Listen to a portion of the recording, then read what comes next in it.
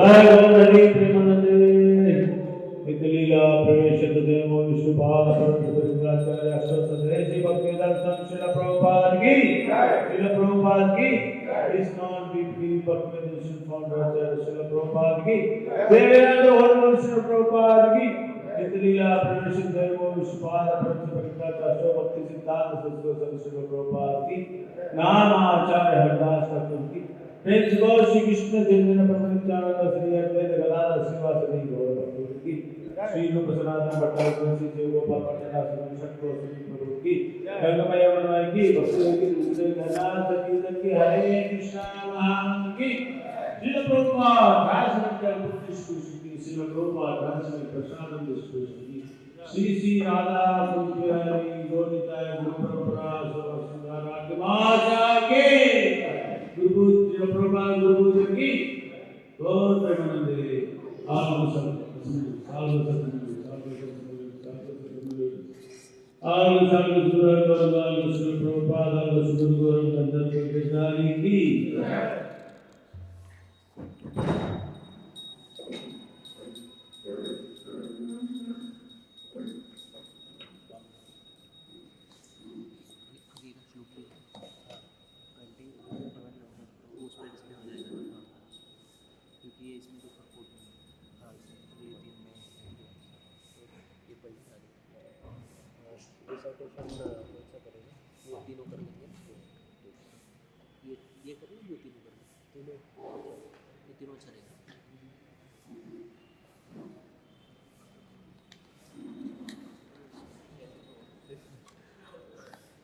आपका अभी अयोध्या बन जाएगा। हाँ, अरे आपके 22 को ओपनिंग हो रहा है। 22 तारीख को ओपन हो रहा है, तो आइए आप। 22 तारीख को इस्कॉन बड़ा प्रोग्राम करने वाले हैं। हाँ क्या? हाँ, रोज हर दिन 50,000 लोगों को फ्री मील्स डिस्ट्रीब्यूट करने का प्लान। अभी गौरंग को ये लोग सब मिलके अच्छा कुछ तो चल रहा है। ICC में कुछ डिस्कस हो रहा है। 8:50 में समाप्त। हाँ ठीक।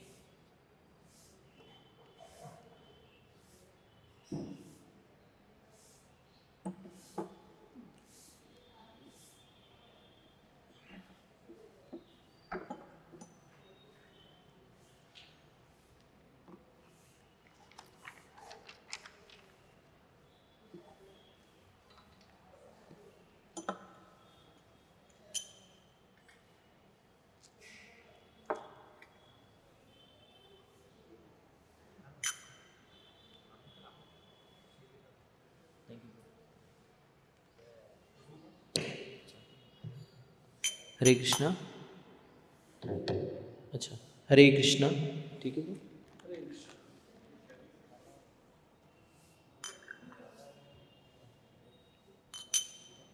ठीक है। इसको थोड़ा ऊपर कर देंगे। ठीक, थोड़ा ऊपर करें। ठीक है।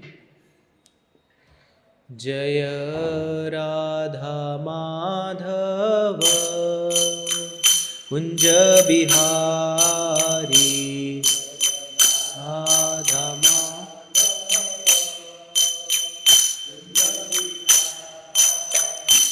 जय राधा माधव कुंज बिहारी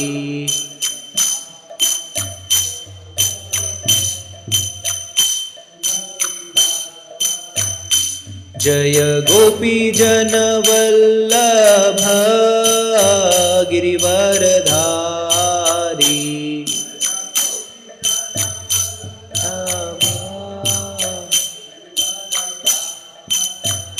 जय गोपी जन वल्लभ गिरिवरधारी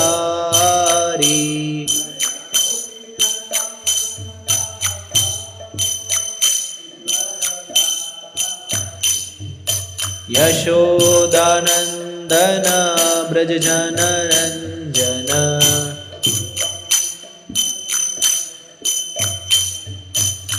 यशोदानंदन ब्रज जन रंजन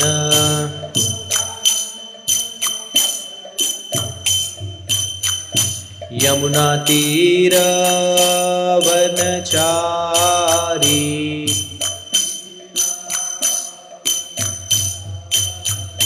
जय राधा माधव कुंज बिहारी।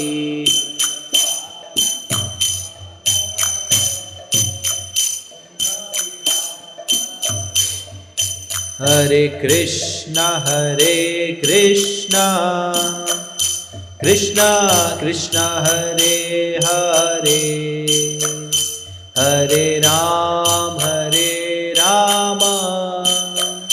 राम राम हरे हरे।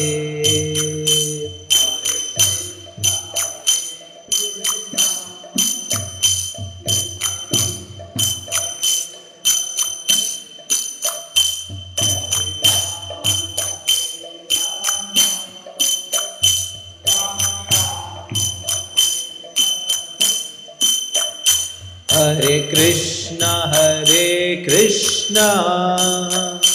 कृष्णा कृष्णा हरे हरे, हरे राम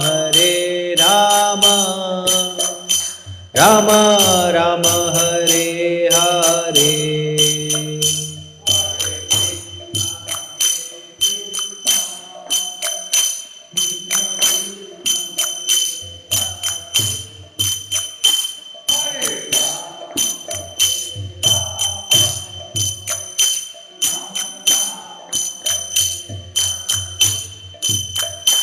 हरे कृष्णा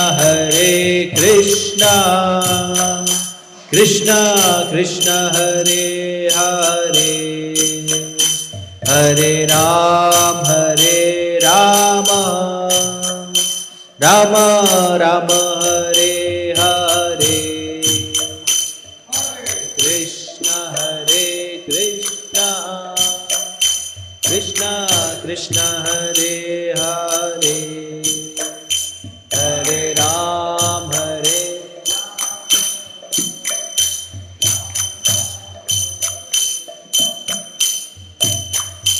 हरे कृष्णा कृष्णा कृष्णा हरे हरे, हरे राम राम राम हरे हरे।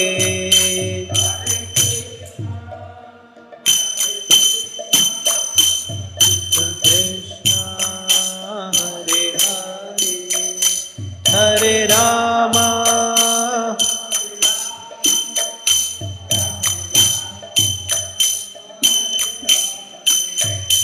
हरे कृष्णा कृष्णा कृष्णा हरे हरे, हरे राम राम राम हरे हरे।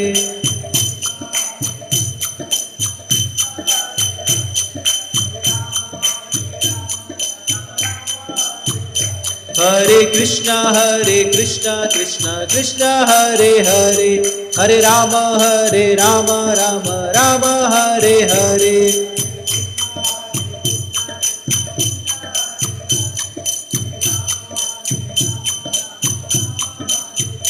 हरे कृष्णा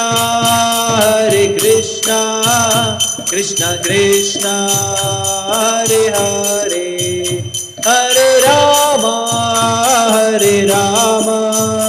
राम राम हरे हरे।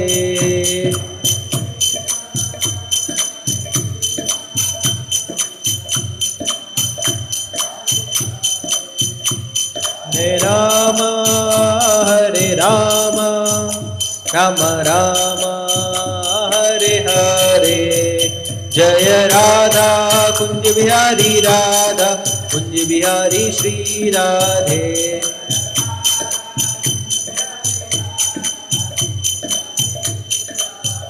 जय गौरानिताय गौरानिताय गौरानिताय जय गौरानिताय।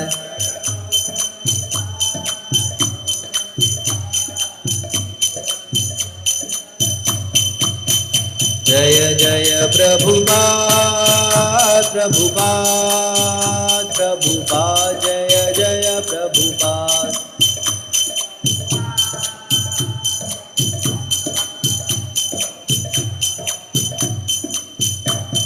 जय गुरुदेव गुरुदेव गुरुदेव जय जय गुरुदेव।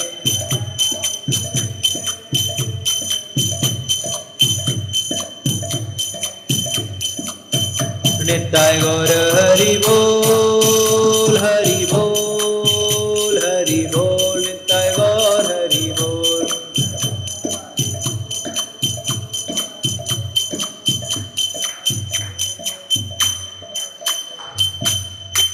हरिनाम संकीर्तन की जय, हरे कृष्ण महामंत्र की जय, जगत गुरु श्रील प्रभुपाद की जय। ओम नमो भगवते वासुदेवाय, ओम नमो भगवते वासुदेवाय, ओम नमो भगवते वासुदेवाय। हरे कृष्णा। तो आप सभी भक्तों का इस दैनिक श्रीमद् भागवतम कक्षा में हार्दिक स्वागत है। तो आज हम श्रीमद् भागवतम के छठे स्कंद के 15वें अध्याय के श्लोक संख्या 20 से 23 श्लोक संख्या 23 तक की विवेचना करने का प्रयास करेंगे। तो श्लोक संख्या 20 जो है इस पटल पर है, इसको दोहराएंगे नहीं हम लोग, इसको मैं पढ़ूंगा। इसके बाद जो श्लोक संख्या 21, 22, 23 उसको मैं भी पढ़ूंगा, आप लोग भी दोहराइएगा। तदेव ते परम ज्ञानम ददामि गृहमागता ज्ञत्वा अन्न अभिनिवेशम ते पुत्रमेव ददाम्यहम्। शब्दार्थ और अनुवाद जगत गुरु श्रील प्रभुपाद जी के द्वारा। जगत गुरु श्रील प्रभुपाद की जय। तदा तब, एव निसंदेह, ते तुमको, परम दिव्य, ज्ञानम ज्ञान, ददामी दिया होता, गृहम तुम्हारे घर पर, आगतः आया था, ज्ञत्वा जानकर, अन्य अभिनिवेशम अन्य बातों में उलझा हुआ, ते तुम्हारा, पुत्रम पुत्र, एवं केवल, ददामी दिया, अहम मैंने। तात्पर्य अनुवाद श्रील प्रभुपाद जी के द्वारा। जगत गुरु श्रील प्रभुपाद जी की जय। जिस समय पहले पहल मैं तुम्हारे घर आया था, उसी समय मैं तुम्हें परम दिव्य ज्ञान देता, किंतु जब मैंने देखा कि तुम्हारा मन भौतिक वस्तुओं में उलझा हुआ है, तो मैंने तुम्हें केवल एक पुत्र प्रदान किया, जो तुम्हारे हर्ष और शोक का कारण बना। जगत गुरु श्रील प्रभुपाद की जय। अगले श्लोक पे जाएंगे।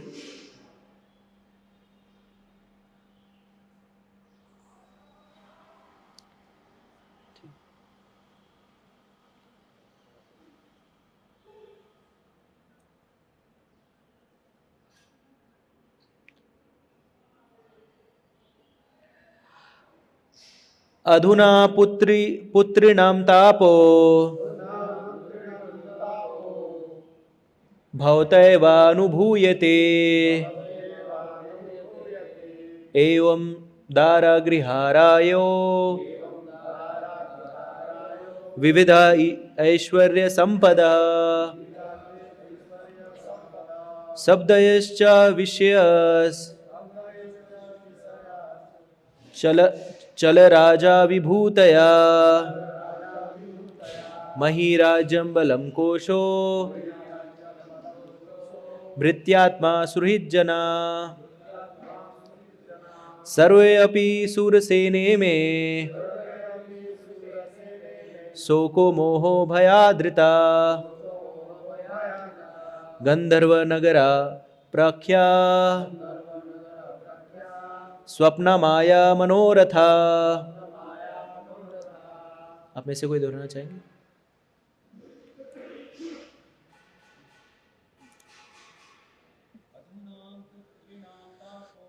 अधुनां पुत्रिणां तापो भवतेवानुभूयते, एवं दारागृहारायो विवेदैश्वर्य संपदः शब्दयाश्च विषयाश्च चलाराजविभूतया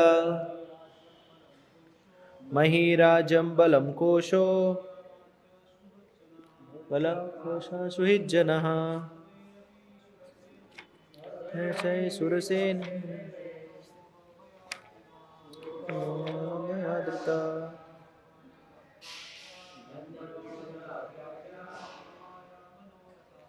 स्वप्न माया मनोरथ। और कोई डिवोटी? ठीक है, आप बोलिए। अच्छा, माता जी इसमें कोई? ठीक, ठीक है, कोई दिक्कत नहीं। तो हम लोग शब्दार्थ पढ़ते हैं। अधुना इस समय पुत्रिणाम पुत्रवानों को तापह कष्ट भवता आपके द्वारा एवं निसंदेह अनुभूयते अनुभव किया जाता है। एवं इस प्रकार दारा सुपत्नी गुह्य घर राय धन विविध नाना प्रकार के ऐश्वर्य संपदा संपत्ति शब्द आदय शब्द इत्यादि च तथा विषय इंद्र तृप्ति की वस्तुएं चला क्षणिक राज्य का विभूतया ऐश्वर्य मही पृथ्वी राज्यम राज्य बलम बल कोशः खजाना भृत्य नौकर अमात्य मंत्री सुहृज्जना मित्र सर्वे सभी अपि निसंदेह सूरसेन हे सूरसेन के राजा इमे ये शोक का मोह का भय का आरती तथा दुख दा देने वाले गंधर्व नगर प्राख्य गंधर्व नगर जंगल के मध्य एक बड़ा महल की माया दृष्टि से प्रेरित स्वप्न माया मनोरथ तथा कल्पनाएं। अनुवाद तात्पर्य जगतगुरु श्रील प्रभुपाद जी के द्वारा। जगतगुरु श्रील प्रभुपाद जी की जय। अब तुम्हें ऐसे व्यक्ति के कष्ट का वास्तविक अनुभव हो रहा है जिसके पुत्र तथा पुत्रियां होती हैं।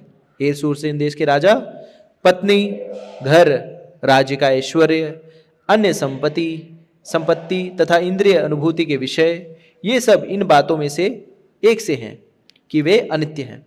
राज्य सैनिक शक्ति कोश नौकर मंत्री मित्र तथा संबंधी ये सभी भय मोह शोक तथा दुख के कारण हैं। ये गंधर्व नगर की भांति हैं जिसे जंगल के बीच स्थित समझा जाता है किंतु जिसका अस्तित्व नहीं होता। चूंकि ये सब वस्तुएं अनित्य हैं अतः ये मोह स्वप्न तथा मनोरथों से श्रेष्ठ नहीं है। तात्पर्य, इस श्लोक में संसार का बंधन वर्णित है। इस संसार में जीवात्मा के पास अनेक वस्तुएं होती हैं यथा देह संतान पत्नी इत्यादि। देहापात्य कलतादृशु। मनुष्य ऐसा सोच सकता है कि ये उससे सुरक्षा प्रदान करेंगे किंतु ऐसा संभव नहीं है। इतना सब होते हुए भी आत्मा को वर्तमान स्थिति का परित्याग करके दूसरी स्थिति ग्रहण करनी होती है। अगली स्थिति प्रतिकूल हो सकती है किंतु यदि अनुकूल भी रहे तो भी उसे इसका परित्याग करके दूसरा शरीर ग्रहण करना होगा। इस प्रकार इस जगत में दुखों का क्रम टूटता नहीं। किसी भी बुद्धिमान व्यक्ति को यह भली भांति समझना चाहिए कि इन वस्तुओं से वह कभी सुखी नहीं रह सकता। मनुष्य को चाहिए कि अपने आध्यात्मिक स्वरूप में स्थित रहकर भक्त के रूप में श्री भगवान को सदा सर्वदा सेवा करे। अंगिरा ऋषि तथा नारद मुनि ने महाराज चित्रकेतु को यही उपदेश दिया। जगत गुरु श्रील प्रभुपाद की जय। ओम अज्ञानतिमिरान्धस्य ज्ञानाञ्जनशलाकया चक्षुरुन्मीलितं येन तस्मै श्री गुरवे नमः। श्री चैतन्य मनोविष्टम स्थापितम येन भूतले स्वयं रूपा ददाति स्वपदान्तिकं वन्देऽहं श्रीगुरु श्रीयुतापदकमलं श्रीगुरु वैष्णवांश श्रीरूपं साग्रजातं सहगण रघुनाथान्वितं तं सजीवं साद्वैतं सावधूतं परिजनसहितं कृष्णचैतन्यदेवं श्रीराधाकृष्णपादान् सहगणललिता श्रीविशाखान्वितांश नमो विष्णुपादाय कृष्णपृष्ठाय भूतले श्रीमते भक्तिवेदान्तस्वामिनिति नाम्ने नमस्ते सरस्वती देवे गौरवाणी प्रचारिणे निर्विशेष शून्यवादी पाश्चात्य देशतारिणे जय श्री कृष्णा चैतन्य प्रभु नित्यानंद श्री अद्वैत गदाधर शिवासादि गौर भक्तवृंद हरे कृष्णा कृष्णा कृष्णा हरे हरे हरे राम राम राम हरे हुकम करोति वाचालं पकवलकायते यत्कपातं शुभदाय कृष्णाय भूतलेश जय श्री कृष्ण जय गुरुदेव जय श्री प्रभुपाद हरे कृष्णा। तो आप सभी का एक बार फिर से स्वागत है इस प्रातःकालीन श्रीमद् भागवतम के सत्र में। तो जैसा कि मैंने पहले भी कहा था कि आज हम लोग श्रीमद् भागवतम के छठे स्कंद के अध्याय 15 के श्लोक संख्या 20 से 23 की विवेचना करेंगे। श्लोक संख्या 20 में कोई श्रील प्रभुपाद जी ने तात्पर्य नहीं लिखा था, तो इसलिए हम लोग श्लोक संख्या 21, 22 और 23 हमने पढ़ा। तो आज हम जिस मोड पे पहुंचे हैं उसके विषय में थोड़ा सा पुनरावलोकन करते हैं। आप लोग जो नियमित रूप से श्रवण कर रहे होंगे उनको तो पता ही होगा। तो हम इस मोड पर हैं जहां पर अंगिरा मुनि चित्रकेतु महाराज को कुछ आत्मज्ञान दे रहे हैं। तो ये आत्मज्ञान देने की स्थिति आई कैसे? तो इस अगर श्रीमद् भागवतम को देखेंगे तो इस चित्रकेतु की कथा से पहले महान भक्त जो कि असुर कुल में जन्म लिए थे, वृतासुर की कथा है। तो जब वृतासुर की कथा बताई जाती है, हम देखते हैं किस तरह से वृतासुर यद्यपि असुर कुल में जन्म लिए हैं, लेकिन फिर भी उनकी चेतना जो है वो देवताओं से कहीं अधिक है। जब देवताओं इंद्र और वृतासुर में युद्ध होता है तो इंद्र को भगवान के दिए गए वचनों पर विश्वास नहीं होता, उससे अधिक विश्वास वृतासुर को होता है। और फिर वृतासुर जो है इंद्र को प्रोत्साहित करता है कि इंद्र उसे जल्द से जल्द मारे जिससे वो भगवान के धाम जा सके। तो उस कथा के अंत में उसका निष्कर्ष ये निकलता है कि यद्यपि इंद्र ने युद्ध जीत लिया, लेकिन वास्तविकता में असली विजेता कौन है? वृतासुर है। इंद्र को भौतिक सुख सुविधाएं मिली, लेकिन वृतासुर को आध्यात्मिक लाभ प्राप्त हुआ, आध्यात्मिक भगवान का धाम प्राप्त हुआ। तो उसके बाद ये जब कथा समाप्त होती है तो राजा परीक्षित, जो कि 7 दिन में जिनको मृत्यु होने का श्राप प्राप्त हुआ है और जो ये भागवत का श्रवण कर रहे हैं बहुत ही एकाग्र चित्त होकर के, तो संभवतः स्वाभाविक रूप से अगर हम होते तो हमें प्रश्न भी नहीं आता कि क्यों ऐसा हुआ। लेकिन परीक्षित महाराज बहुत ही ध्यानपूर्वक श्रवण करते रहते हैं और तुरंत प्रश्न पूछते हैं कि ऐसा कैसे संभव है कि एक व्यक्ति जो कि तमोगुण में उत्पन्न हुआ है, प्रायः भक्ति करने के लिए श्रील प्रभुपाद जी कहते हैं कि हमें सत्वगुण के स्तर तक आना होता है, लेकिन वृतासुर जो है वो असुर कुल में जन्मा हुआ है, तमोगुण से युक्त है, और ऐसा व्यक्ति जो है इतनी भक्ति की पराकाष्ठा पर कैसे पहुंचा? और उसके बाद उसके उत्तर में ये चित्रकेतु राजा की कथा आती है। तो चित्रकेतु राजा ही आगे चल करके वृतासुर बनते हैं। तो वर्णन ऐसा आता है कि चित्रकेतु राजा जो है बहुत ही कुशल शासक है, उनके राज्य में सभी कुछ खुशहाल है, सब कुछ सही तरीके से चल रहा है, लेकिन उनके जीवन में एक शोक है। क्या शोक है? कि उनके जीवन में कोई संतान नहीं है। संतान का अर्थ है पुत्र नहीं है। एक्चुअली वास्तव में देखा जाए तो ये पुत्र के विषय में बहुत सारा गुणगान किया गया। जैसे चाणक्य पंडित भी कहते हैं कि पुत्रहीनम गृहशून्यम। तो अगर किसी गृहस्थ के घर पे पुत्र नहीं हो तो वो घर शून्य होता है। शून्य का अर्थ है वो घर नहीं होता। तो गृहस्थ का अर्थ ही नहीं होता है कि सिर्फ पति पत्नी एक साथ रहें, बच्चे भी होने चाहिए, और बच्चों में पुत्र। तो पुत्र क्यों कहा गया है? पुत्र की इतनी महिमा मंडन क्यों किया गया है?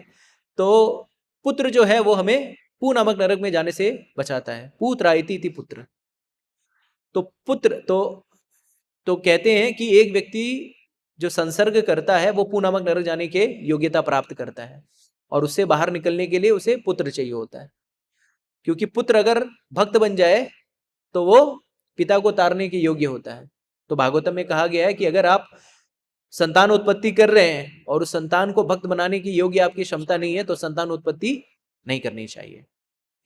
तो इस तरह से पुत्र के बारे में जैसे श्रील प्रभुपाद जी कहते हैं, एक इंस्टेंस बताते हैं कि पुत्र का अर्थ क्या होता है। तो पुत्र की भी 3 श्रेणियां होती है। तो पुत्र का अर्थ हमने समझ लिया। पुत्र की 3 श्रेणियां होती, 3 प्रकार के पुत्र होते हैं, 3 श्रेणियों के पुत्र होते हैं। तो पहला पुत्र होता है उत्तम पुत्र। उत्तम पुत्र वो होता है जो अपने पिता की मनोदशा को समझ जाता है और माता पिता के कहे बिना ही उनके जो इच्छित कार्य है उसको कर देता है। जैसे मान लीजिए कि पिताजी जो है वो शयन करने जाते हैं तो उनको एक लोटा पानी चाहिए होता है। आजकल तो शहरों में लोटा नहीं चलता, ग्लास वगैरह चलता है, जग चलता है, गाँव में लोटा चलता है। तो 1 लोटा पानी, उनका रजाई बिस्तरा लगा दीजिए। पिताजी सोने वाले हैं, उनको लोटा चाहिए और उनका तकिया चाहिए, उनका जो पुस्तक है वो उनके इधर रखना चाहिए। तो जो उत्तम पुत्र होगा वो उसको कहना नहीं पड़ेगा, वो जान रहा है कि पिताजी की क्या मनोदशा है और उसको कहने से पहले ही वो कर देगा। पिताजी जब वहां पे पहुंचेंगे तो सारा कुछ उन्हें सुचारू रूप से प्राप्त होगा। ये कौन है? ये उत्तम पुत्र है। मध्यम पुत्र कौन होता है? मध्यम पुत्र वो होता है जिसे माता पिता को कहना पड़ता है, मैंने अरे मेरा बिस्तरा लगा दो, 1 लोटा पानी रख दो, ये वाला काम कर दो। तो वो इंस्ट्रक्शन देने पर, निर्देश देने पर कार्य करता है, ये मध्यम पुत्र है। और तीसरा जो कनिष्ठ होता है वो पुत्र नहीं होता, मूत्र होता है। श्रील प्रभुपाद जी कहते हैं कि ये माता पिता की कोई बात नहीं सुनता। पिताजी बोलेंगे ये काम कर, तो बोलेगा कि तुम ही काम कर लो ना। पिताजी बोलेंगे पानी लेके आओ, अरे तुम क्या कर रहे हो, तुम ही तो घर पे बैठे हो दिन भर से, जाओ पानी ले लो। तो ये पुत्र नहीं है, क्या है? मूत्र है। श्रील प्रभुपाद जी कहते हैं वेस्ट है। जो जिस तरह से मूत्र जहां से निकलता है उसी द्वार से ये संतान भी उत्पन्न होता है। तो इसलिए चूंकि ये माता पिता का कहना ही नहीं मानता, ये मूत्र है। तो हम लोग अपना अपना अवलोकन कर सकते हैं कि हम लोग उत्तम पुत्र हैं, मध्यम पुत्र हैं कि कनिष्ठ पुत्र हैं। ठीक है, तो ये इस तरह से पुत्र की व्याख्या की गई है। और तो कई बार प्रश्न उठता है कि जैसे पुत्र आई थी पुत्र कहा जाता है, तो कई लोग कहते हैं कि जिसे पुत्री है उसका क्या। तो ये जो पुत्र आई थी पुत्र की जो व्याख्या की गई है वो भौतिकवादी लोगों के लिए की गई है, जिनका भक्ति से कोई सरोकार नहीं है। लेकिन जो भक्ति करते हैं ऐसे लोगों के लिए भगवान स्वयं उनके पुत्र बन जाते हैं। तो कई बार पुत्र विशेष तौर पर पिंडदान देने के लिए जब क्या पितृपक्ष का समय आता है तो उस समय पुत्र जो है पिंडदान देता है, पितरों को उतारने के लिए उनको जल प्रदान करता है। लेकिन अगर किसी का पुत्र नहीं है, जो भक्ति कर रहा है, उसके लिए भगवान स्वयं पुत्र बन जाते हैं। तो देवल ऋषि जो हैं वो, और महाभारत में भी 13 प्रकार के पुत्रों का वर्णन किया गया है, 13 प्रकार के। तो आज ही सुबह मैं जब पढ़ रहा था तो बहुत इंटरेस्टिंग लगा, बहुत ही वो लगा, मैंने भी पहली बार पढ़ा, तो मैंने सोचा आप लोगों के साथ इसको साझा कर देता हूं। तो पहला जो पुत्र होता है, पहले प्रकार का पुत्र होता है, उसे ओरस पुत्र कहते हैं। कौन सा पुत्र? ओरस पुत्र। तो ओरस पुत्र का अर्थ क्या होता है? तो वो पुत्र जो कि एक विवाहित स्त्री और पुरुष के मध्य से जो संग होता है उससे जो उत्पन्न होता है, यानी जो कि वैलिड होता है। वैलिड इन द सेंस कि विवाह के संबंध के अंतर्गत जिस पुत्र की उत्पत्ति होती है उसे ओरस पुत्र कहते हैं। और ये सबसे उत्तम पुत्र होता है। जो परिवार का जो भी संपत्ति है उसका मूलभूत उत्तराधिकारी यही ओरस पुत्र होता है, मतलब प्योर समझ लीजिए। दूसरा जो पुत्र होता है उसे दौहित्र पुत्र कहते हैं। तो दौहित्र पुत्र का अर्थ क्या होता है? दौहित्र पुत्र का अर्थ होता है कि वो पुत्र जो पुत्री का पुत्र हो।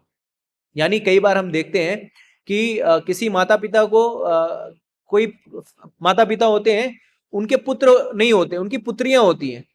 तो ऐसी स्थिति में क्या होता है कि जो लड़की का लड़का होता है उसको वो लोग अपने घर पे बुला लेते हैं। जैसे हम लोग यहाँ पे कहते हैं गद्दी दे देना, या निवासा बोलते हैं। मतलब जैसे मान लीजिए किसी का पुत्र नहीं है तो उसकी पुत्री का लड़का जो है वो आकर के वहां पर निवास करेगा और उसके संपत्ति का मालिक बनेगा। इसको कहते हैं दौहित्र पुत्र। ये सेकंड लेवल पे मतलब माना जाता है। तीसरा होता है क्षेत्रज्ञ पुत्र। क्षेत्रज्ञ पुत्र, तो क्षेत्रज्ञ पुत्र का अर्थ क्या होता है कि जो नियोग विधि से उत्पन्न हुआ हो। तो कई बार क्या होता है कि स्त्री पुरुष का विवाह होता है और पुरुष जो है वो इतना योग्य नहीं होता कि संतान उत्पत्ति कर पाए। तो ऐसी स्थिति में कोई परिवार की संपत्ति को संभालने वाला चाहिए।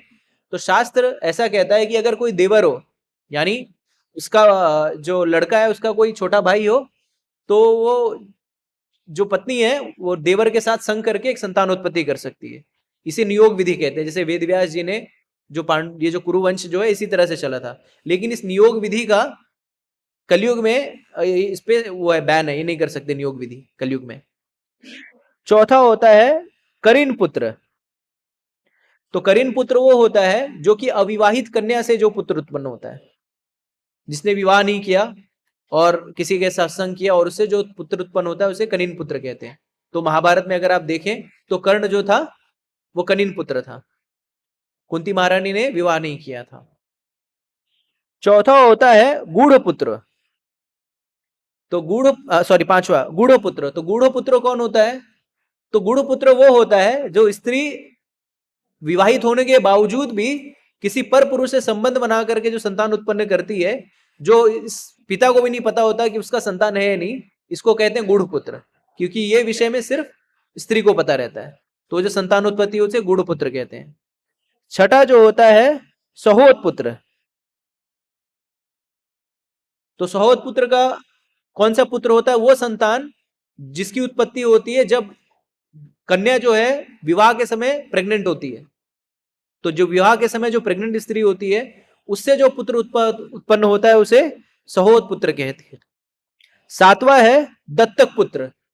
तो दत्तक पुत्र आज भी काफी प्रचलन में होता है। दत्तक पुत्र में क्या होता है कि वो पुत्र अगर किसी के पास संतान नहीं है तो दूसरे से जाकर के गोद लेते हैं, उसे दत्तक पुत्र कहते हैं। सातवां। आठवां होता है कृत्रिम पुत्र। तो कृत्रिम पुत्र क्या होता है कि किसी के पास संतान नहीं है, लड़का नहीं है, पुत्र नहीं है, और वो क्या करता है किसी, जय श्री राधा कुंज बिहारी भगवान की जय, गौर निताय भगवान की जय।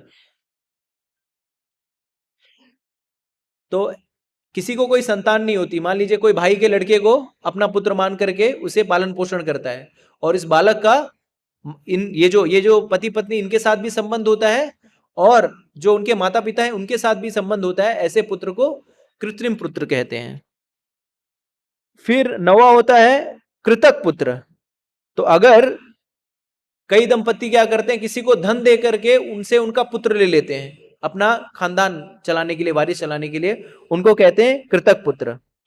फिर 10वां होता है स्वयं दत्तक पुत्र। तो जब कोई लड़का जो जिसके माता पिता का देहांत हो जाता है, जिसका देखभाल करने वाला कोई नहीं होता, और वो फिर स्वयं जाकर के किसी के पास रह जाता है और फिर वो उसे पुत्र के रूप में स्वीकार कर लेते हैं, तो उसे कहते हैं स्वयं दत्त पुत्र। फिर 11वां है अपवैध पुत्र। यानी अपवैध पुत्र में क्या होता है, माता पिता ही बच्चे को घर से बाहर निकाल देते हैं और बच्चा जो है किसी अन्य माता पिता के पास जाकर के रहता है, उसे अपवैध पुत्र कहते हैं। फिर 12वां होता है लब्धवा पुत्र। तो लब्धवा पुत्र होता है, देखिए कई बार कई अवांछित संतानें होती हैं, जो कन्या जो है वो गर्भवती हो जाती है, गर्भ ठहर जाता है, फिर कुछ नहीं कर पाते वो लोग। फिर जब उसकी प्रसव होता है, बच्चा होता है, तो क्या करते हैं, प्रेगनेंसी के बाद, बच्चा होने के बाद वो बच्चे को फेंक देते हैं जंगल में, झाड़ी में, और फिर ऐसा कोई प्राप्त कर ले, जैसा लड़का प्राप्त कर लिया, तो उसको लब्धवा पुत्र कहते हैं, मतलब कहीं से मिल गया उसे। और 13वां होता है पुनर्भव पुत्र। तो पुनर्भव पुत्र वो होता है कि मान लीजिए कोई विधवा स्त्री है या किसी का तलाक हो चुका है, और फिर उस तलाक के बाद वो क्या करती है, दूसरे पुरुष से जाके संग करती है, उससे संतान उत्पत्ति करती है, तो इसे पुनर्भव पुत्र कहते हैं। तो ये 13 प्रकार के पुत्र जो है वो देवल ऋषि ने इसकी व्याख्या की है। तो इसलिए आप देखिए कि कितने प्रकार से लोग संतान चाहते हैं। तो महाभारत के आदि पर्व में बताया गया है कि चंदन की लकड़ी की ठंडक उतना सुकून नहीं देती, या किसी स्त्री का स्पर्श उतना सुकून नहीं देता, या जल उतना सुकून हमें नहीं देता जितना कि गोद में रखा हुआ पुत्र सुकून देता है। तो महाभारत के आदि पर्व में बताया गया है। तो इसलिए आप देखें कि कैसे संतानोत्पत्ति करने के लिए, पुत्र प्राप्त करने के लिए लोग कितना अथक परिश्रम करते हैं। तो इसी तरह से जो हमारे चित्रकेतु महाराज थे वो भी परेशान थे, क्योंकि उन्हें संतति चाहिए थी। और फिर एक बार जब अंगिरा मुनि के वहां पर आते हैं तो फिर अपने दुख दर्द को बयां करते हैं, वो कहते हैं कि पुत्र नहीं, और साधु की कृपा से जो है उन्हें एक संतान प्राप्त होता है जिसे हर्षशोक का नाम दिया गया।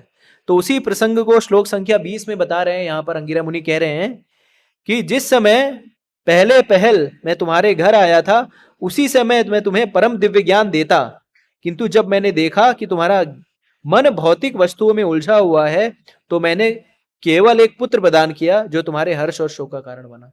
तो पहले पहल जब आए तो यहां पर एक शब्द है अन्य अभिनिवेशम, अन्य बातों में उलझा हुआ। तो आध्यात्मिक ज्ञान प्राप्त करने के लिए हमें सबसे सर्वप्रथम क्या होना चाहिए? शरणागत होना चाहिए। तो अगर हम शरणागत नहीं है तो साधु हमें ज्ञान नहीं देता। तो भागवतम में वर्णन है कि साधु सन्यासी और भक्त जो हैं वो गृहस्थों के यहाँ पे जाते हैं क्या करने के लिए? उन्हें आत्म साक्षात्कार देने, उन्हें आत्मा का ज्ञान देने के लिए। लेकिन अगर कोई भी व्यक्ति उस आत्मा को ज्ञान, आत्मज्ञान को लेने के लिए अगर उत्सुक नहीं है तो ज्ञान नहीं देते। तो जैसे कि यहाँ पे इस जैसे अगर आप देखें भगवद गीता की शुरुआत में, तो अर्जुन को भगवान ने तब तक ज्ञान नहीं दिया जब तक कि भगवान अर्जुन जो है भगवान को शरणागत नहीं हो गया। शिष्यस्ते हम साधिमाम त्वं प्रपन्नम। यहां पर भी साधु घर पे आया है, लेकिन चित्रकेतु महाराज उसे आत्मज्ञान के विषय में चर्चा नहीं कर रहे हैं, उसे भौतिक ज्ञान प्राप्त करना चाहते हैं। तो आचार्यगण हमें बताते हैं कि जब भी हम साधु से मिले, वरिष्ठ वैष्णव से मिले, तो उनके पास हमें अपना दुखों का ठिकरा नहीं लेके जाना चाहिए। उनसे ऐसे विषयों के बारे में चर्चा करनी चाहिए जिससे हमारी आध्यात्मिक उन्नति हो। परम पूज्य जय पताका स्वामी महाराज कहते हैं कि मैं 90% जो है वो क्या हूं?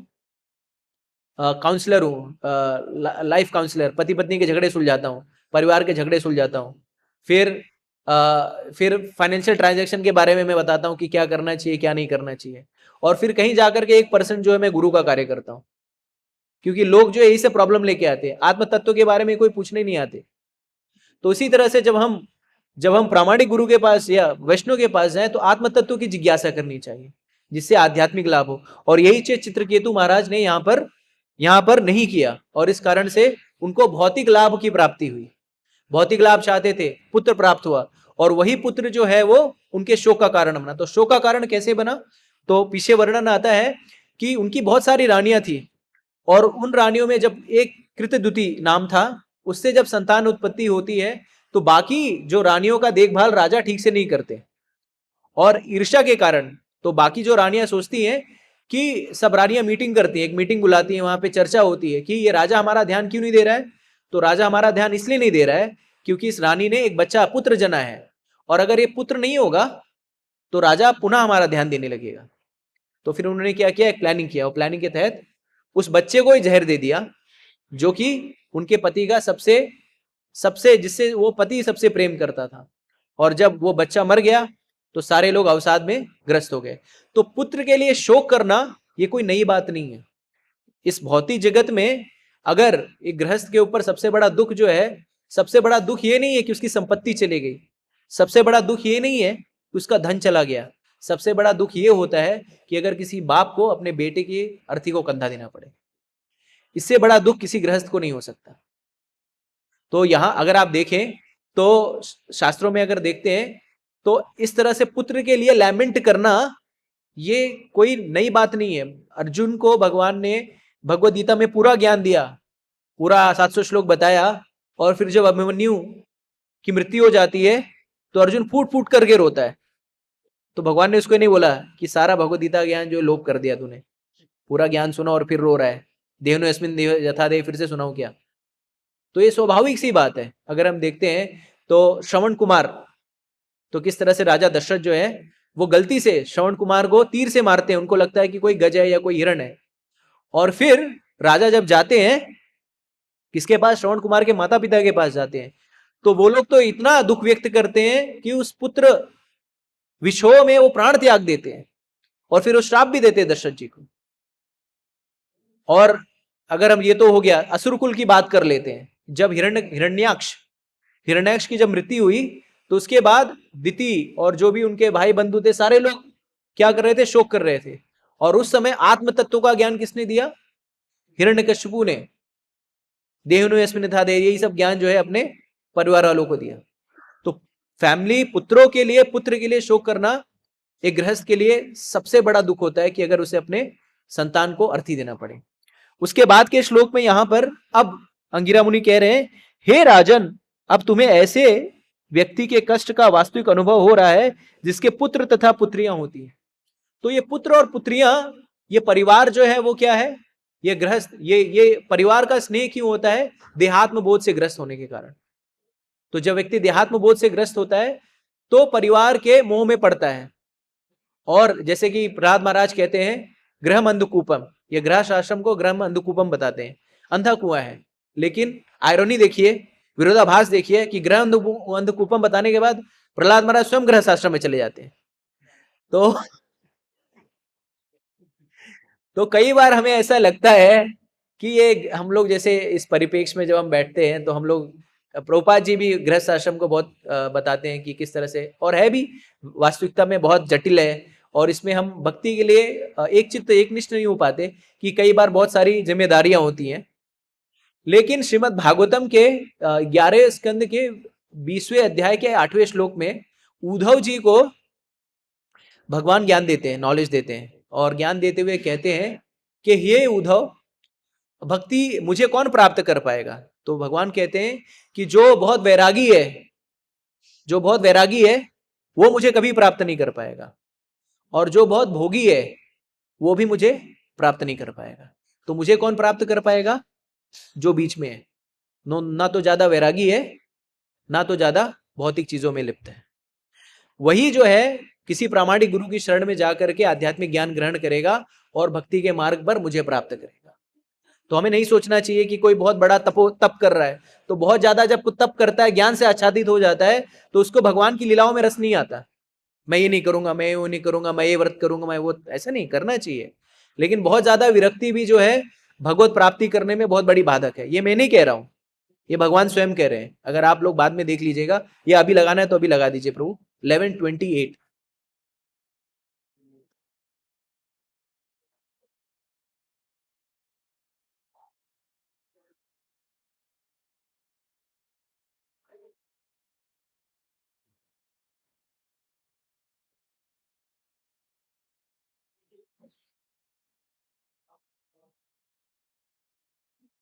ये हम सभी लोगों को, साधकों के लिए जो बीच में है, जो ज्यादा, कई बार हम लोग जब रहते हैं ना तो हमें नहीं लगता मैंने ये तप नहीं, अभी क्या नाम है, ये भीष्म पंचक चल रहा है, तो बहुत सारे लोग जब आपसे पूछते हैं आप भीष्म पंचक कर रहे हैं, आप नहीं करते, भीष्म पंचक नहीं कर रहे हैं, तो उन्हें लगता है यार कम तपस्या कर रहा है, इसके लिए भगवान का बहुत प्रिय नहीं है। लेकिन भगवान देखिए अभी क्या बता रहे हैं, 11:20 चैप्टर 20 श्लोका नंबर 8।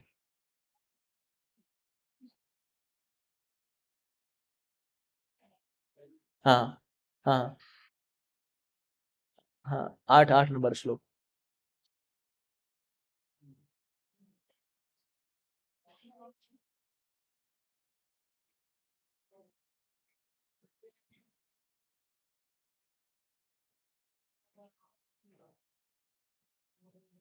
8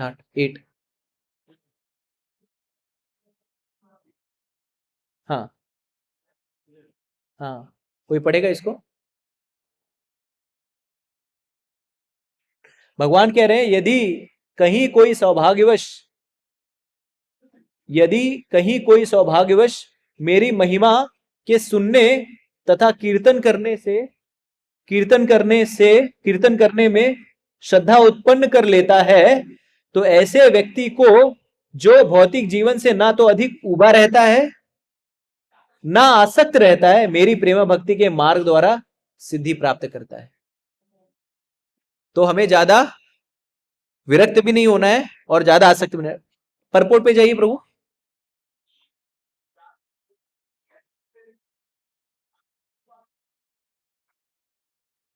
हाँ, तात्पर्य, यदि किसी तरह से किसी को भगवत भक्तों की संगति प्राप्त हो जाती है और वह उनसे भगवान कृष्ण का दिव्य संदेश सुनता है, तो भगवान का भक्त बन जाता है।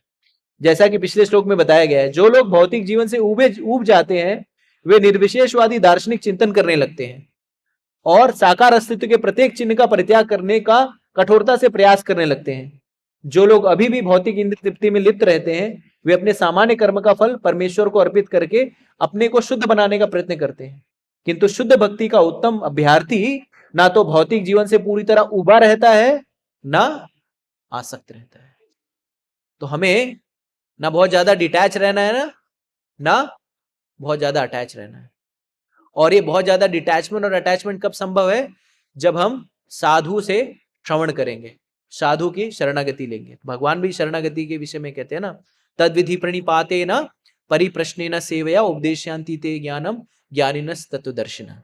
तो तत्वदर्शी गुरु के पास जाकर के हम भक्ति से संबंधित ज्ञान जब लेंगे, उस ज्ञान मार्ग का पाल भक्ति के मार्ग का अनुशीलन करेंगे, तब जाकर के हम विरक्ति से और अत्याधिक विरक्ति और अत्याधिक आसक्ति से बच सकते हैं। जैसे कि 15वें अध्याय में भगवद गीता में भी भगवान बताते हैं कि किस तरह से भौतिक जगत जो है वो आध्यात्मिक जगत का विकृत प्रतिबिंब है। और इस भौतिक जगत की तुलना किससे की गई है? किसी को याद है? कौन से पेड़ से? अश्वत्थ, बरगद का पेड़। बरगद का पेड़ क्या होता है? बहुत ही विशाल होता है। और उसी तरह से यहाँ पर इस श्लोक से देखा जाए तो जैसे अंगिरा मुनि बता रहे हैं, तो ये बरगद का जो बहुत भौतिक रूप से आसक्त हो जाता है, तो उसकी ग्रंथियां जो है वो गांठ जो है बढ़ती जाती है, हृदय ग्रंथि माहू। तो पहले परिवार से आसक्त होता है, माता पिता से आसक्त होता है, फिर परिवार से आसक्त होता है, फिर बच्चों से आसक्त होता है, फिर रिश्तेदारों से आसक्त होता है, समाज से, राष्ट्र से, इत्यादि इत्यादि। देहात्मक बोध के कारण ये सारी चीजें, उसकी आसक्तियां बढ़ती रहती हैं। और फिर वो आत्मनिरीक्षण नहीं करता। जैसे कि हम देखते हैं श्रीमद् भागवतम के 3रे स्कंद में, जब ब्रह्मा जी की उत्पत्ति हुई भगवान के वो कमल नाल से, तो सर्वप्रथम ब्रह्मा जी को क्या प्रश्न आया? सर्वप्रथम ब्रह्मा जी को ही प्रश्न आया कि मैं कौन हूं और मेरी उत्पत्ति का स्रोत क्या है। हम सभी लोग इतने बड़े हो गए हैं, 30, 40, 50 साल के हो जाते हैं, कभी हमें प्रश्न आता है कि मैं कौन हूं, कहां से आया हूं? यही प्रश्न जो है वो भौतिकता और आध्यात्म का भेद करता है। इसी प्रश्न को हम अथातो ब्रह्म जिज्ञासा कहते हैं, जैसा कि आप सभी लोग जानते हैं। तो ये प्रश्न कई बार हमें खुद से नहीं आता, लेकिन अगर हम साधु संग करें तो ये प्रश्न जागृत हो जाता है। तो हम सभी में से प्राय जो यहाँ पे बैठे हैं, हो सकता है बिरला ही कोई ऐसा हो कि ये जिज्ञासा लेकर के मंदिर में आया हो कि मैं कौन हूं, ये जानना चाहता हूं। हम सभी लोग किसी ना किसी तरीके से, जैसे भगवान कहते हैं चतुर्विधा भजन्ते माम जना सुकृतो अर्जुन आर्थो अर्थार्थी जिज्ञासु ज्ञानी च भरताश्रभा। तो हम लोग किसी ना किसी चाहत से मंदिर में आए। और प्रभुपाद जी उसके तात्पर्य में लिखते भी हैं श्लोक के कि ये सारे लोग जो आते हैं ये शुद्ध भक्त नहीं है, लेकिन कालांतर में जब वो मंदिर में आएंगे तो भक्त उनको पकड़ लेंगे। डिस्कवरी ऑफ सेल्फ करो, जर्नी ऑफ सेल्फ डिस्कवरी करो, ये सब करते करते हम लोग आत्म साक्षात्कार के स्तर पर आ जाते हैं और कृत्रिम तरीके से ये समझ जाते हैं मैं ये शरीर नहीं हूं, मैं आत्मा हूं। और वहीं से हमारी आध्यात्मिक यात्रा शुरू होती है। तो ये जो साधु महात्मा गण होते हैं, ये घर घर जाकर के क्या करते हैं? ये गृहस्थों या जो भी हाउस होल्डर्स उनके घर पे जाकर के यही बोध कराना चाहते हैं। और अभी तक जब पहली बार अंगिरा मुनि जब आत्मबोध देने के लिए गए थे, तो उस समय इन्होंने आत्मबोध नहीं लिया। इन्होंने क्या मांगा? पुत्र मांगा, और उन्हें पुत्र दिया जो कि इनके शोक का कारण था। लेकिन एक बार फिर से अंगिरा मुनि यहाँ पे आए। प्रभुपाद जी लिखते हैं आगे के तात्पर्य में कि अकारण आते हैं, उनका वापस आने का कोई कारण नहीं है। तो भगवान और भगवान के भक्तों की कृपा जो है वो अकारण ही होती है। सा वै पुंसा परो धर्मा यथोर भक्ति यथोक्षजे अहितु की अप्रतिहता ये आत्मा सुप्रसिद्ध थी, अनमोटिवेटेड एंड अनइंटरप्टेड। तो भगवान और भगवान के भक्त जो है अकारण ही कृपा करते हैं हमारे ऊपर। और अकारण कृपा का करके क्या करते हैं? अकारण कृपा करके हमें इस बार बार के जन्म मृत्यु जरा व्याधि का जो चक्र है उससे बाहर निकालते हैं। तो प्रभुपाद जी एक तात्पर्य में बताते हैं कि हमें ये मनुष्य जीवन प्राप्त हुआ है, तो भगवान की कृपा से हमें ये इस्कॉन एक छत्र छाया में प्राप्त हुई है, भक्तों का संग मिला है, हमने भक्ति के विषय में जाना है, भगवान के विषय में जाना है। तो अभी यह अवसर हमें छोड़ना नहीं है। क्यों? क्योंकि जो स्ट्रगल हम अब कर रहे हैं, अगले शरीर में जाएंगे तो वो स्ट्रगल यथावत रहेगी। अभी हम लोग कितना सब स्ट्रगल करके माँ के गर्भ, जैसे कहते हैं तुलसीदास जी कहते हैं कि जन्मत मरत असह दुख हो। ये तो जन्म और मृत्यु के समय जो है असह दुख होता है। तो जन्म कोई आसान विषय वस्तु नहीं है। एक तो पहले 9 महीने माँ के गर्भ में रही है, वो भी मलमूत्र इत्यादि में, और फिर जिस मार्ग से बाहर निकलना होता है वो मार्ग बहुत सकरा होता है। जिस मार्ग से नवजात शिशु बाहर निकलता है बहुत सकरा होता है, और फिर उससे कितना स्ट्रगल करके बाहर आता है। और अगर रोता है, क्यों रोता है? क्योंकि इतने स्ट्रगल करके बाहर आया, और अगर नहीं रहता तो डॉक्टर उसको पीटता है जब तक ये रोने ना लगे। और उसके बाद जीवन भर हम रोते ही रहते हैं, ये कर लो, वो कर लो, ऐसा कर लो, वैसा कर लो। और फिर मृत्यु उससे भी भयावह। कहते हैं कि 40,000 बिच्छुओं का डंक मारने जितना दर्द होता है। तो आप सोचिए कि ये सारी चीजें कितनी भयावह है। तो प्रभुपाद जी कहते हैं कि अगर अभी हमें अवसर मिल गया है तो इस अवसर का हमें पूर्णतः लाभ उठाना चाहिए, भक्ति के मार्ग का अनुशीलन करना चाहिए। विशेष रूप से कलयुग के लिए जो है नाम जप का प्रावधान है। हरे कृष्णा कृष्णा कृष्णा हरे हरे, हरे राम राम राम हरे हरे। इस नाम के सहारे से हम भवसागर को पार कर सकते हैं। तो भक्ति के जो मूल, जैसे यहाँ पे कहा गया है शुद्ध भक्तों की निर्देशन से तो भक्ति में लग जाए। तो भक्ति करने के लिए जो बहुत सबसे महत्वपूर्ण 5 जो घटक हैं वो है सबसे पहले साधु संग। तो भक्ति में बने रहने के लिए हमें क्या करना पड़ेगा, जिससे कि हम इन दुखों से दूर हो जाएं, उसके लिए हमें नियमित रूप से भक्तों का संग करना पड़ेगा। इसी के लिए श्रील प्रभुपाद जी ने इस्कॉन के परिदृश्य में हमें ऐसी व्यवस्था दी है कि प्रतिदिन हम लोग क्या करते हैं, भक्तों का संग करते हैं। नित्यम भागवत सेवया, तो ग्रंथ भागवत और व्यक्ति भागवत, तो यहाँ पर ग्रंथ भागवत व्यक्ति भागवत दोनों को सुनते हैं हम लोग। फिर दूसरा है भागवत श्रवण, तो भागवत श्रवण भी भक्तों का ही संग है। तो भागवत श्रवण में भगवान की लीलाओं का नियमित रूप से श्रवण करना। तो हमें चाहिए कि प्रयास करना चाहिए कि नित्य प्रतिदिन कुछ ना कुछ हम भगवान के विषय में सुने। तो प्रभुपाद जी ने पूछा, प्रभुपाद जी से किसी ने पूछा कि नियमित रूप से श्रवण करने की क्या आवश्यकता है। तो प्रभुपाद जी कहते हैं कि अगर किसी विषय की वस्तु के बारे में हम बार बार सुनते हैं तो हमारा उस विषय के प्रति आकर्षण बढ़ता है। तो अभी हमारा कृष्ण के प्रति आकर्षण नहीं बढ़ा है, इसलिए हमें नियमित रूप से सुनना चाहिए, और जब नियमित रूप से सुनेंगे तो भगवान के प्रति हमारा आकर्षण बढ़ेगा। फिर तीसरा है नाम कीर्तन, यानी जो हमने सुना है उसको दूसरों को बताना। तो भगवान भगवद गीता में कहते हैं कि उनको सबसे प्रिय व्यक्ति कौन है, उनको सबसे प्रिय व्यक्ति वो है जो उनके ज्ञान का प्रचार प्रसार दूसरों को करता है। तो अभी ये मैराथन का महीना भी चल रहा है, तो हम सभी क्या कर सकते हैं, भगवद गीता का अधिक से अधिक वितरण कर सकते हैं। और ये जो है, जब हम जितना भगवान का ज्ञान जो है दूसरों को पहुंचाएंगे, उससे हम भगवान के बहुत ही करीब हो जाएंगे। तो ये एक भगवत प्रचार प्रसार, ये भी कीर्तन है। और जो अपने लिए वो है नियमित रूप से 16 माला का हरे कृष्ण महामंत्र का जप। हरे कृष्णा कृष्णा कृष्णा हरे हरे, हरे राम राम राम हरे हरे। फिर जो चौथा घटक है वो है अर्चा विग्रह का पूजन। तो हम सभी लोगों को चाहिए कि हमारे, जैसे हम आचार्यों को देखते हैं तो सारे आचार्यों के पास कोई ना कोई विग्रह थे। तो विग्रह पूजन करने की क्या आवश्यकता है, विग्रह पूजन करने की आवश्यकता यह है कि विग्रह से सेवा करते करते, जैसे प्रेम कैसे बढ़ता है, प्रेम सिर्फ सेवा से बढ़ता है, बिना सेवा के प्रेम नहीं उपज सकता। अगर बिना सेवा के अगर कोई बोलता है ना कि मैं आपसे प्रेम करता हूं, तो सिर्फ काम वासना है, इन्फैचुएशन है और कुछ नहीं है।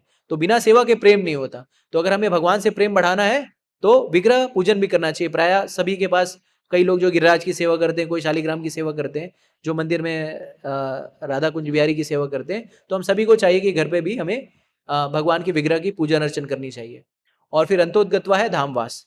तो धामवास का अर्थ क्या है, हम सभी लोगों को यहाँ से छोड़ करके चले जाएं, अयोध्या चले जाएं, द्वारका चले जाएं, काशी चले जाएं, नहीं।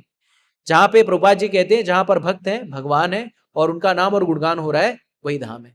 तो ये राधा वृंदावन चंद्र का प्रांगण ही जो है ये धाम है, ये पूर्ण ही धाम है, क्योंकि यहाँ पर भगवान के इतने उन्नत भक्त रहते हैं और भगवान के अर्चा विग्रह का सेवा होता है, प्रचार प्रसार होता है, तो ये धाम है।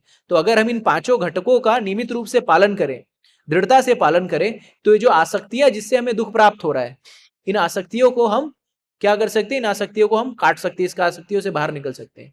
जैसे 15वें अध्याय में बताते हैं भगवान कि ये जो गूढ़ जो जटिलताएं हमारे जीवन की, जो नॉट्स हैं, ये आसक्तियां हैं, इसको हमें कैसे निकालना है, विरक्ति के तलवार से काटना है। तो विरक्ति का अर्थ है भौतिक आसक्ति, भौतिक चीजों के प्रति आसक्ति जो हमारे बंधन का कारण है, और भगवान की भक्ति ये हमें विरक्ति की ओर ले जाती है। तो विरक्त होने के लिए आपको क्या करना पड़ेगा, विरक्त होने के लिए भी आपको भक्ति ही करनी पड़ेगी। बिना भक्ति के विरक्ति नहीं आ सकती। भागवतम में भगवान कहते हैं, भागवतम में कहा गया वासुदेव भगवती भक्ति योगा प्रयोजिता जनतस्सु वैराग्यम ज्ञानम च यदेवतुका। तो अगर हम भक्ति नहीं करेंगे तब तक हमारा भक्ति में उत्थान नहीं हो सकता। तो कई लोग जैसे पूछते हैं प्रश्न, तो हमारे गुरु महाराज से, परम पूज्य गोपाल कृष्ण गोस्वामी महाराज से पूछते हैं कि मुझे कैसे पता चले कि मैं भक्ति में आगे बढ़ रहा हूँ। तो महाराज का एक सुंदर सा उत्तर रहता है, कि सरल सिंपल भाषा में उत्तर रहता है कि अगर आपका भौतिक आकर्षण कम हो रहा है, इसका अर्थ क्या है, आप भक्ति में आगे बढ़ रहे हैं। तो भौतिक आकर्षण जब कम होगा या भगवान के प्रति आकर्षण बढ़ेगा, तो भौतिक आसक्तियां जो है वो अपने आप खत्म हो जाएंगी, यानी भौतिक चीजों से अपने आप विरक्त हो जाएंगे। और एक बार हम भौतिक चीजों से विरक्त हो गए तो हम भगवान के धाम जाने के योग्य हो जाएंगे। और भगवान के धाम चले गए तो यद गत्वा न निवर्तन्ते तद धामम परमम। तो भगवान का धाम जो है वो विगत कुंठा है, वहां पे किसी प्रकार की कुंठा नहीं है, किसी प्रकार की ईर्ष्या नहीं है, किसी प्रकार का द्वेष नहीं है, किसी प्रकार का शोक नहीं है। तो ऐसे धाम जाने के लिए हमें अपने आप को योग्य बनाना पड़ेगा। तो योग्यता क्या है, भक्ति के नियमों का पालन करना।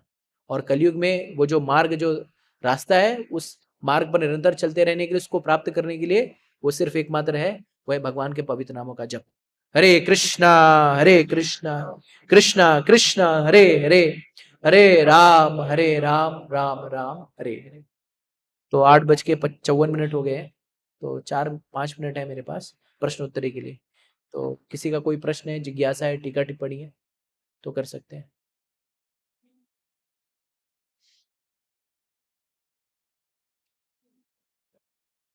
किसी का कोई प्रश्न जी?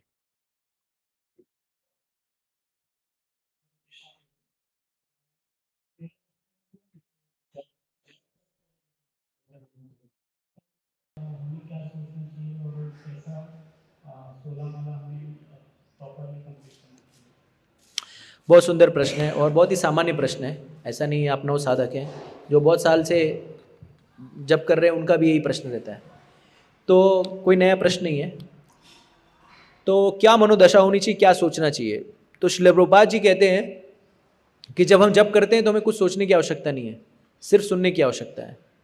तो जप करते समय सिर्फ 2 ही इंद्रियां काम करनी चाहिए, एक तो अपनी जबान और दूसरा कान। तो हमें प्रभुपाद जी कहते हैं कि इतने उच्च स्वर में, तो हमें जब जप करते हैं तो कई लोग जो है मन में करते हैं जप, मन में जप नहीं करना चाहिए। इतना उच्च स्वर होना चाहिए कि पड़ोस में अगर कोई व्यक्ति हो, बैठा हो, तो उसे हमारा हरिनाम सुनाई देना चाहिए। हरे कृष्णा कृष्णा कृष्णा हरे हरे, हरे राम राम राम हरे हरे। तो सामने वाले को सुनाई देना चाहिए और हमको खुद को भी सुनाई देना चाहिए। तो मन जो है वो भटकेगा, तो ऐसा नहीं है कि जो बहुत साल से, 10 साल से, 12 साल से उसका मन नहीं भटकता, मन भटकता है। तो मन का जो मन जो भटकने के लिए ही है, लेकिन जब हम निरंतर श्रवण करते रहेंगे ना, और भक्ति में जैसे जैसे आगे बढ़ेंगे, कृष्ण के प्रति अनुरक्ति होगी ना, वैसे वैसे ही हमारा मन भी संयमित हो जाएगा। तो हमें चिंतन करने की आवश्यकता नहीं। देखिए, शुरुआत में हमें क्वालिटी पे फोकस नहीं करना है, क्वांटिटी पे फोकस करना है। मतलब हम करते रहना चाहिए, कैसे भी ये इन प्रकार ने जब करते रहेंगे, भक्तों का संग लेते रहेंगे, तो मन, जैसे अर्जुन अर्जुन भगवान से प्रश्न पूछता है कि चंचला ही मना कृष्णा प्रमति बलवादृढ़ तस्य हम निग्रह मन्ये वायुरपि से दुष्करम। तो मन जो है वो बहुत ही चंचल है। जिस तरह से वायु को संयमित करना कठिन है, उसी तरह से मन को भी संयमित करना कठिन है। तो भगवान क्या कहते हैं? असंशया महाबाहो मनो दुनिग्रहाचलम अभ्यासे ना तू कौन्तेय वैरागे ना च भय्यते। तो प्रैक्टिस मेक्स मन परफेक्ट। करत करत अभ्यास ते जड़मत हो सुजान, रसरी आवत जाते सिलपत करत निशान। तो प्रयास करते रहेंगे तो सब कुछ संभव है। लेकिन अगर नहीं भी हो रहा है तो चिंता करने की आवश्यकता नहीं है, करते रहना है, बस उतना ही काफी है। ठीक है, स्पष्ट है? और किसी का कोई प्रश्न है? ये माता जी का प्रश्न।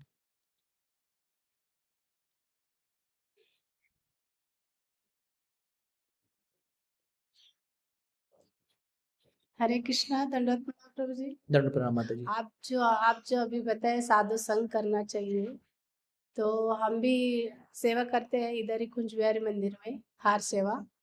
तो हम भी अभी प्रवचन में सुने थे कि साधु का संग करना चाहिए, तो मुझे भी इच्छा होगा कि मैं उनसे कैसा बात करूं। तो पहली बार मैंने कैसा बात करूं बोले तो एक बुक लिया प्रभु जी से, एक भगवत गीता।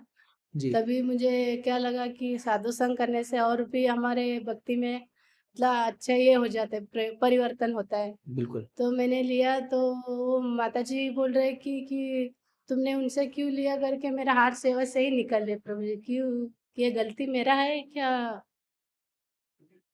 मतलब आपने उनसे बुक क्यों लिया, ऐसा उनके हाथ से हाँ। बुक क्यों लिया? तो गलत तो नहीं है ना प्रभु जी? मैंने तो जो भी लिया भगवान का बुक लिया है ना। आप सही है माता जी, जो माता जी बोल रहे हैं उनको अज्ञान है थोड़ा सा, उनको साधु संग लेने का जरूरत है। वो पता नहीं वो क्या समझ के बैठे प्रभु जी, लेकिन मुझे दुख हो रहा है कि मैं भगवान का सेवा नहीं कर पा रही हूँ। रोज आती हूँ मंदिर में, लेकिन मुझे दुख होता है कि मैं भगवान मैंने क्या किया ऐसा, मेरे को क्यों नहीं मिल रहा सेवा। और बाकी लोगों को, माता जी लोग को भी सिखाए रखे, उनको पंखुड़ी भी नहीं देने का, कुछ नहीं ऐसा सिखा के रखे प्रभु जी। मैं 2-3 बार गए भी, पर तभी भी मेरे को सेवा नहीं दे रहे वो लोग। नहीं, यहाँ पे जो वरिष्ठ भक्त हैं आप उनसे बात करिए, वो आपको सेवा दिलाएंगे। आपके जो काउंसलर होंगे उनसे एक बार बात कर लीजिए। रही बात माता जी, एक चीज़ मैं आपको बता देता हूँ, हम सेवा करने से हम भगवान के धाम नहीं जाएंगे, सेवा करने की उत्सुकता से हम भगवान के धाम जाते हैं। तो तत्परता और उत्सुकता आपके पास है, तो हो सकता है जो माता जी आपको सेवा नहीं दे रही हूँ, मैं नहीं जानता जो भी क्या स्थिति परिस्थिति है, वो कहीं नहीं जाएंगी, लेकिन आप भगवत धाम जाएंगे अगर यही उत्सुकता रहेगा तो उतना पक्का है। तो सेवा की तीव्रता आपके अंदर है और यही हमें भगवान को प्रिय बनाती है। ठीक है, हरे कृष्ण। और किसी का कोई आखिरी कोई प्रश्न है? 1 मिनट और है। और किसी को प्रश्न है? ठीक है, कोई प्रश्न नहीं है। किसी को क्वेश्चन है क्या? तो किसी को कोई प्रश्न है क्या? नहीं है ना? ग्रंथराज श्रीमद् भागवतम की जय, जगत गुरु श्रील प्रभुपाद की जय, श्रील गुरुदेव की जय। ओम तत्सत।